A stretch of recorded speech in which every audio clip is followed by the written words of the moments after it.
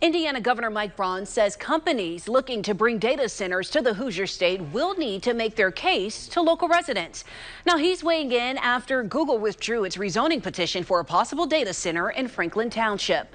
Well, tonight I was at a meeting on the northeast side where residents learned more about plans for a data center in their community and the company behind it. The state has created incentives for more data centers to come here, and primarily the reason why Google chose Indianapolis in the first place.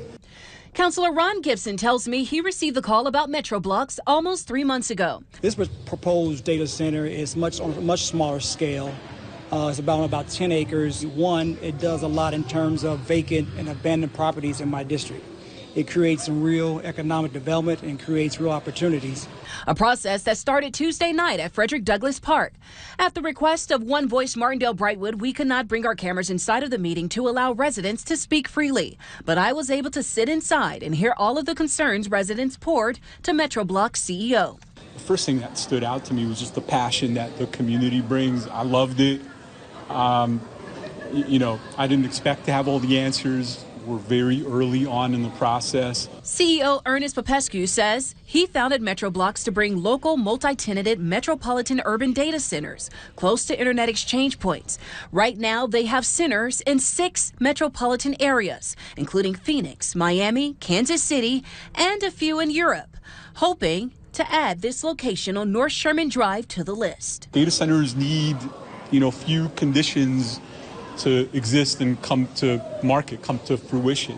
It's power, it's having the right zoning, and it's fiber. And, that location happened to have everything. Questions range from neighborhood benefits to health concerns and property and utility costs. Large part divided by states with economic incentives versus states that don't have economic incentives.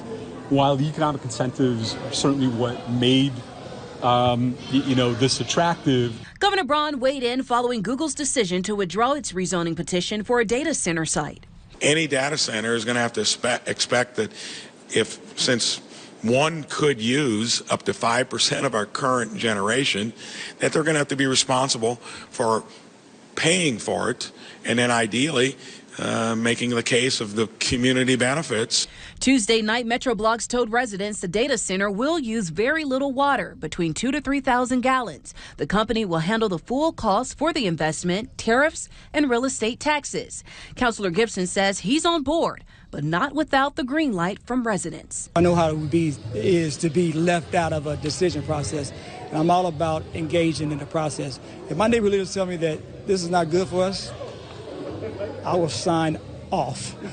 So what's next? The company plans to spend the next few months holding informational input sessions, like the one held tonight, and meet with neighborhood leaders before filing an official proposal.